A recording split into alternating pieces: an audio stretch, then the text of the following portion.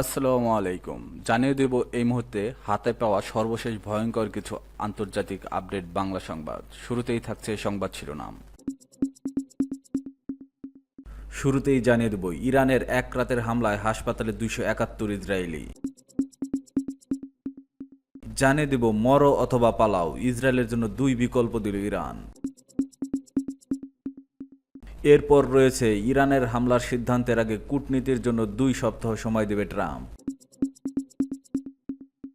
সর্বশেষ থাকছে ইরানের যে 10 কৌশলের নাস্তানাবুদ ইসরায়েল। এখন শুনছিলেন সংবাদ শিরোনাম, এবার বিস্তারিত।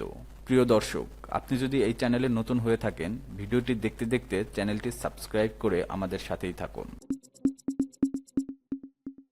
ইরানের এক রাতের হামলায় হাসপাতালে 271 ইসরায়েলি। বুধবার দিবাগত রাতে ইসরায়েলের বিভিন্ন স্থানে ক্ষেপণাস্ত্র হামলা চালায় ইরান। এই হামলায় ইসরায়েলের কমপক্ষে 271 জন আহত হয়ে হাসপাতালে রয়েছে। ইসরায়েলের স্বাস্থ্য মন্ত্রণালয়ের বরাত দিয়ে মার্কিন সংবাদ মাধ্যম CNN এই খবর জানিয়েছেন। স্বাস্থ্য মন্ত্রণালয় জানায়, আহতদের মধ্যে 4 জনের অবস্থা আশঙ্কাজনক। এছাড়া 16 জনের মাঝারি ধরনের জখম হয়েছে আর 24 জনকে হাসপাতালে ভর্তি করা হয়েছে মানসিক চাপে ভোগার কারণে। বাকি ব্যক্তিরা হালকা আঘাত পেয়েছে, কারো কারো পরিস্থিতি পর্যবেক্ষণ করা হচ্ছে। ইসরায়েলের সরকা হাসপাতালে ইরানের ক্ষেপণাস্ত্র আঘাত হানার পর সেখানে 71 জন সামান্য আহত হয়েছেন বলে জানায় ইহুদিবাদী স্বাস্থ্য মন্ত্রণালয়। ইরান দাবি করছে তারা ওই হাসপাতালের কাছে থাকা একটি ইসরায়েলি গোয়েন্দা ও কমান্ডোর সেন্টারকে লক্ষ্য করে হামলা চালিয়েছে। হাসপাতালে তাদের লক্ষ্যবস্তু ছিল না। ইসরায়েলের স্বাস্থ্য মন্ত্রণালয় আরও জানায়, ইসরায়েলের হামলা শুরুর পর থেকেই রিপোর্ট লেখা পর্যন্ত 2300 জনের বেশি মানুষকে হাসপাতালে ভর্তি করা হয়েছে, তবে বেশিরভাগই ইতিমধ্যে ছাড়া পেয়েছেন। সূত্র CNN-এর। মরো অথবা পালাও, ইসরায়েলের জন্য 2 বিকল্প দিল ইরান। ইসরায়েলের জন্য 2 বিকল্প দিয়েছে ইরান। দেশটির বিপ্লবী গার্ড বাহিনী IRGC তাদের ভয়ঙ্কর পরিণতি ভোগ অথবা পালিয়ে যাওয়ার জন্য 2টি বিকল্প বেছে নিতে বলেছেন। বৃহস্পতিবার 19 জুন দ্য জুইস প্রেসের এক প্রতিবেদনে তথ্য জানানো হয়েছে। IRGC এক বিবৃতিতে বলেছে, ইরানি ক্ষেপণাস্ত্র প্রতিহত করার মতো সক্ষমতা ইসরায়েলের আকাশ প্রতিরক্ষার ব্যবস্থা নেই। এই পরিস্থিতিতে দখলদারের সামনে 2টি বিকল্প রয়েছে। প্রতিবেদনে ইসরায়েলিদের ক্ষেপণাস্ত্র হামলার ভয়ে আশ্রয়কেন্দ্রে লুকিয়ে থেকে ধীরে ধীরে মৃত্যুর দিকে এগিয়ে যাওয়ার কথা বলা হয়েছে। অন্যথায় তাদের দখল করা ফিলিস্তিনি ভূমি ছেড়ে দ্রুত সরে যাওয়ার নির্দেশ দেওয়া হয়েছে। IRGC জানিয়েছে, এখন ইসরায়েলের আকাশ যেন ইরানের ক্ষেপণাস্ত্র বরণ করে নেওয়ার জন্য উন্মুক্ত হয়ে আছে। দখলদারদের উপর হামলা অব্যাহত থাকবে। চলমান সংঘাতে শক্তি হওয়ার IRGCর সাবেক প্রধান হোসেইন সালামির পূর্ব ঘোষণা অনুযায়ী এবার জয়ানবাদীদের বিরুদ্ধে জাহান্নামের দরজা খুলে দেওয়ার কথা বলা হয়েছে, হুঁশিয়ারি দিয়েছে বাহিনীটি। ইরানের রেভলিউশনারি গার্ড আরও জানিয়েছে, ইসরায়েলের এই মুহূর্তের জন্য সাইরেনের শব্দ থামবে না, দখলদারদের কোনো ধরনের ছাড় দেওয়া হবে না এবং যত দ্রুত সম্ভব ফিলিস্তিনের দখলকৃত অঞ্চল ছেড়ে চলে যাওয়ার আহ্বান জানানো হয়েছে। ইরানের পররাষ্ট্র মন্ত্রীর সঙ্গে দেশটির পারমাণবিক কর্মসূচি নিয়ে আলোচনা করতে যাচ্ছে জার্মানি, ফ্রান্স ও ব্রিটেনের পররাষ্ট্রমন্ত্রীরা। শুক্রবার জেনেভার এই আলোচনা অনুষ্ঠিত হতে যাচ্ছে বলে জানিয়েছে একটি জার্মান কূটনৈতিক সূত্র। জর্ডান ভিত্তিক রয়্যাল নিউজের এই খবর প্রকাশ করেছে।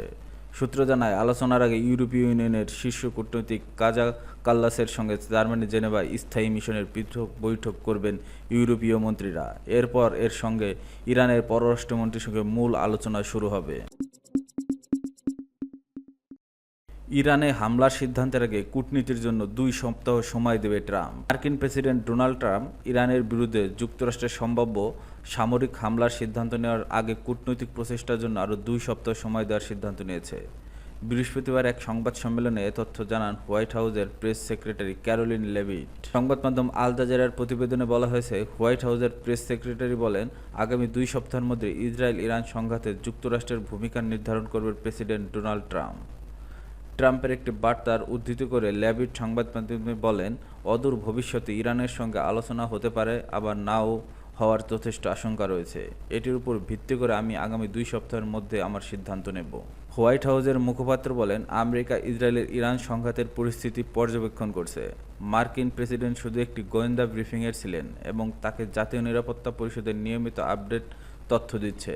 ল্যাভিট বলেন, তিনি ইসরায়েলি প্রধানমন্ত্রী বেনিয়ামিন নেতানিয়াহুর সঙ্গে নিয়মিত যোগাযোগ করেছেন। তিনি আরও বলেন, ট্রাম্প স্পষ্ট করে বলছেন যে তিনি সবসময় কূটনীতির পথ অনুসরণ করতে চান, কিন্তু প্রয়োজনে প্রেসিডেন্ট শক্তি প্রয়োগ করতে ভয় পান না।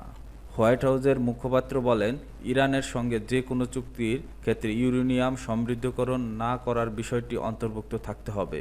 তিনি প্রেসিডেন্ট ডোনাল্ড ট্রাম্পের আগের অবস্থান পুনরায় তুলে ধরে বলেন, ইরানকে পারমাণবিক অস্ত্র অর্জনের সুযোগ দেওয়া হবে না। সংবাদ মাধ্যম সিএনএনের প্রতিবেদনে বলা হয়েছে, হোয়াইট হাউস প্রেস সেক্রেটারি বলেন, ইরানকে কোনো অবস্থাতেই পারমাণবিক অস্ত্র তৈরির অনুমতি দেওয়া হবে না। ইরানের যে 10 কৌশলের নাস্তানাবুদ ইসরায়েলের আগ্রাসনের পাল্টা জবাবে গত কয়েকদিন একাধিক পালায় ক্ষেপণাস্ত্র ড্রোন হামলা চালিয়েছে ইরান, যার নাম দেওয়া হয়েছে অপারেশন ট্রু প্রমিস 3। বিশ্লেষকদের মতে ইরান এখনও পর্যন্ত তার সর্বাধুনিক ক্ষেপণাস্ত্র ব্যবহার করেনি, তবুও ইসরায়েলের প্রতিরক্ষা ব্যবস্থা কার্যত অকার্যকর হয়ে পড়েছে। 13 জুন ইসরায়েল ইরানের উপর একতরফাভাবে হামলা চালায়, যার লক্ষ্য ছিল ইরানের পারমাণবিক, সামরিক ও আবাসিক স্থাপনা। এতে শীর্ষ সামরিক কর্মকর্তা, বিজ্ঞানী ও বহু বেসামরিক মানুষ নিহত হয়। এর প্রতিক্রিয়ায় ইসলামী বিপ্লবী গার্ড বাহিনী এরোস্পেস ফোর্স 13টি ধাপে ক্ষেপণাস্ত্র হামলা চালিয়েছে। বিশ্লেষকরা ইরানের হামলার 10টি গুরুত্বপূর্ণ কৌশল চিহ্নিত করেছেন। তাসনিম নিউজ এজেন্সির প্রতিবেদনে তা তুলে ধরা হয়েছে। দিন রাতের অনিয়মিত হামলা, নির্দিষ্ট সময়ের পরিবর্তে দিনে রাতে যে কোনো সময় আঘাত হানায় ইসরায়েলি প্রতিরোধের অপ্রস্তুত। 2. ভ্রান্তি তৈরির কৌশল, আসল ও ভুয়া হামলার সংমিশ্রণে ইসরায়েলের বিমান প্রতিরক্ষা বিভ্রান্ত হয়েছে। 3. বিভিন্ন অস্ত্রের ব্যবহার, একসঙ্গে ব্যালিস্টিক ক্ষেপণাস্ত্র ও আত্মঘাতী ড্রোন ব্যবহার করা হয়েছে। 4. আধুনিক প্রতিরক্ষা ভেদ। 3. আয়রন ডোম ও ডেভিড সিলিং এর মতো অতি উন্নত প্রতিরক্ষা ব্যবস্থাও ব্যর্থ হয়েছে। 5. অনিয়মিত ক্ষেপণাস্ত্র নিক্ষেপ, বিভিন্ন ধরনের ও বিভিন্ন গতির ক্ষেপণাস্ত্র ব্যবহারে ইসরায়েলের প্রতিরোধ ব্যাহত হয়েছে। 6. চমকপ্রদ লক্ষ্যবস্তু, ইরান প্রতিনিয়ত নতুন নতুন লক্ষ্যবস্তুতে আঘাত হানছে, যা ইসরায়েলের কাছে অপ্রত্যাশিত। 7. সীমাহীন হামলা ক্ষেত্র, হামলা কেবল একটি নির্দিষ্ট অঞ্চলে সীমাবদ্ধ নয়, বরং পুরো দখলকৃত ভূখণ্ডেই বিস্তৃত।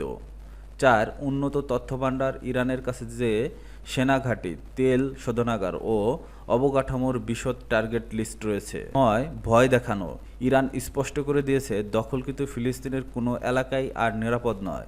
এর মাধ্যমে ইসরায়েলিদের ভীত সন্ত্রস্ত রাখছে ইরান। 10. নতুন অস্ত্র গোপন, ইরান এখনও তার সবচেয়ে আধুনিক ক্ষেপণাস্ত্র ব্যবহার করেনি, ভবিষ্যতেও এই ইসরায়েলকে চমকে দিতে চায়।